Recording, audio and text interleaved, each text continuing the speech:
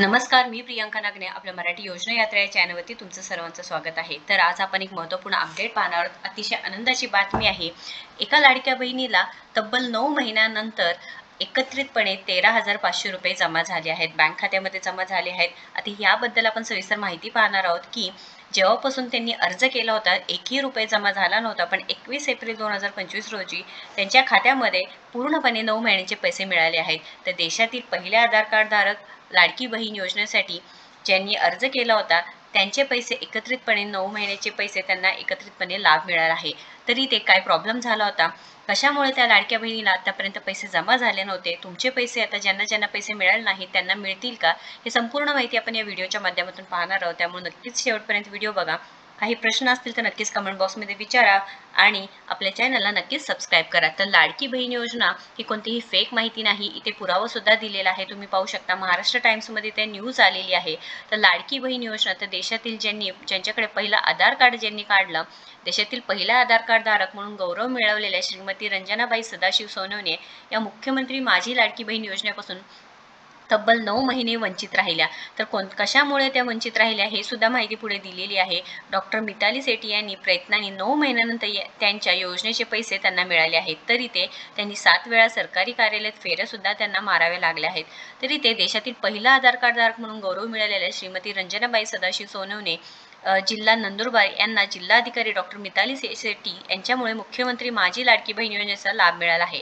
तर इथे त्यांना पूर्णपणे पैसे मिळाले आहेत. तर इथे वितरण सुरू झाले आहेत का नाही, तर कशामुळे त्यांना लाडक्या बहिणीचे पैसे मिळाले आहेत, काय प्रॉब्लेम झाला होता, तर रंजनाबाई यांनी सदर योजनेअंतर्गत नारी दूत ॲपच्या माध्यमातून अंगणवाडी सेविकामार्फत नोंदणी केली होती. लक्षात घ्या, त्यांनी नारी शक्ती दूतचे ॲप चालू होतं तेव्हा अंगणवाडी सेविकाच्या मार्फत त्यांनी नोंदणी केली होती. त्यासाठी त्यांनी आधार कार्ड, बँक पासबुक व इतर आवश्यक कागदपत्रे सादर केली होती. तर त्यांचा फॉर्म सुद्धा सबमिट झाला होता, पण पैसे मात्र येत नव्हते. आता बऱ्याचशा महिलांना हा प्रॉब्लेम आहे. बरेच जणांनी कमेंट सुद्धा केल्या आहेत की आमचे फॉर्म अप्रूव्ह झाला आहे परंतु एकही रुपया मिळाला नाही. ज्यांना ज्यांना असा मेसेज आला आहे की अप्रूव्ह झाला आहे व एकही रुपये जमा झाला नाही, त्यांनी नक्कीच कमेंट बॉक्समध्ये सांगा.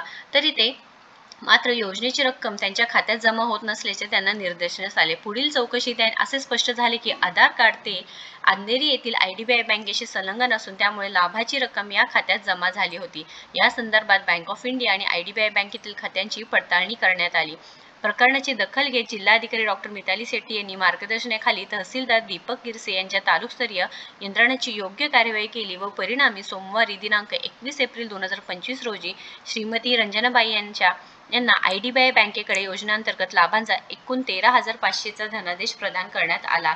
तर अतिशय आनंदाची बातमी आहे. तर लाडक्या बहिणींनो, लक्षात घ्या, तुम्ही सुद्धा एकदा चेक करून घ्यायचं आहे, पडताळणी करून घ्यायचं आहे की तुमचं आधार कार्ड जे बँकेशी संलग्न आहे का, ते प्रॉपर आहे का किंवा चुकीचं आहे, त्याच्यामुळे तुमचे पैसे अडकले असतील का. पैसे अजून वितरण सुरू झाले नाहीत, पण यांचे पैसे इथे काय झाले होते की आधार कार्ड म्हणजे जे आधार कार्ड होते ते IDBI बँकेशी संलग्न असून त्यांचे पैसे त्या खात्यात जमा होत होते. तर त्यांनी बँक ऑफ इंडिया आणि IDBI बँक खात्याची पडताळणी करण्यात आली व हे पूर्णपणे पैसे त्यांना लाभ मिळाला आहे. तरी तुमचं पण असं होऊ शकतं की तुम्ही सुद्धा एकदा तुमचं चेक करून घ्यायचं आहे की बँक डिटेल्स काय आहे, आधार कार्ड बरोबर आहे का. त्यानंतर रंजनांच्या कुटुंबाचे वार्षिक उत्पन्न हे अत्यल्प आहे, त्यामुळे रंजना या मजुरी करतात आणि मुलांच्या आणि कुटुंबाच्या जबाबदारीचा भार वाहतात. तर इथे अतिशय आनंदाची बातमी आहे. ज्या बहिणींना हे प्रॉब्लेम सुरू आहे, म्हणजे इथे तुमचे पैसे खात्यात जमा होत नाही, तुम्ही सर्व निकष पाळून अर्ज केले आहेत व तुमच्याकडे 4 चाकी नाही, 2.5 लाखांपेक्षा उत्पन्न कमी आहे, तुम्ही महाराष्ट्राचे रहिवासी आहे, त्यानंतर घरामध्ये एक विवाहित व एक अविवाहित महिला असेल तर नक्कीच तुम्हाला या योजनेचा लाभ मिळणार आहे. व तुम्ही इतर योजनेचा जर लाभ घेत नसाल तर नक्कीच तुमचे पैसे जमाच झाले पाहिजे आहे.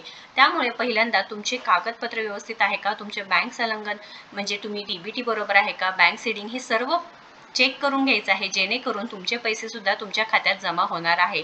या संदर्भात काही प्रश्न असतील तर नक्कीच कमेंट बॉक्समध्ये विचारा. व्हिडिओ जर आवडला असेल तर लाईक करा आणि आपल्या चॅनलला नक्कीच सबस्क्राईब करा. धन्यवाद.